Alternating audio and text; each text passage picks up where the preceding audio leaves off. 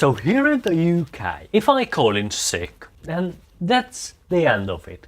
There is a limit on how long I can take sick leave, but that's mostly it. I think it's about 2 weeks, but it varies from company to company, and the benefits and the lack of benefits also. In the US, I hear that it also varies from company to company, but you can just call in sick. In Hungary, it's a little bit more complicated. The way you do it is, first you have to call in sick. That's fine. Some companies do require you to contact HR directly, and so you inform your line manager or whatever, your HR department, and that's it. Phase 1 complete. Phase 2, go to the doctor. This has to be your local GP. Hospitals will not take care of you unless it's something really serious. So you go to your GP. No appointments available in most places. There's nothing like that. Go to your GP, sit down, wait for about 3 hours with all the sick people while the doctor and his or her assistant write the necessary paperwork. Probably the doctor will tell you to go home, drink plenty of fluid and check back in a couple of days. That's phase 2 completed.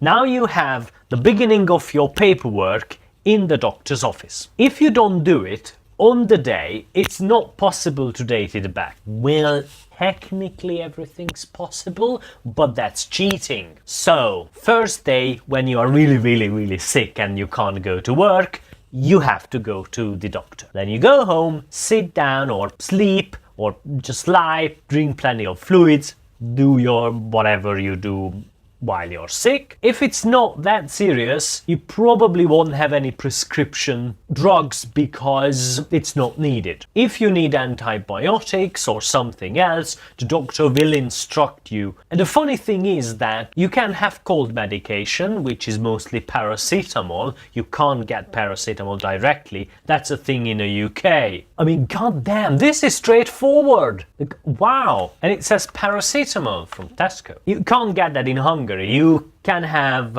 Coldrex, for instance, which is 500 milligrams of paracetamol, some other stuff mixed in the pill. It doesn't matter. All you're going for is the paracetamol, aren't you? Right. So phase 3 is all about being actually sick. You don't have to call in further. Maybe you should inform them what the doctor said, but not just when you're going back, if it's a week or 3 days or 5 weeks, whatever. Right, phase 4, back to the doctor, 3 hours of waiting again, then they will probably tell you that, yeah, you're fine. Finish the paperwork, which is a pink thingy, like a piece of paper, that you use to go back to your company, give it to HR, and based on that, they will calculate your salary. Because when you're sick, you're only entitled to 75% of your salary. If you just call in sick, like you would do in the US, then you're entitled to none of your salary, and probably a disciplinary hearing. It's funny that you have to do the same for school,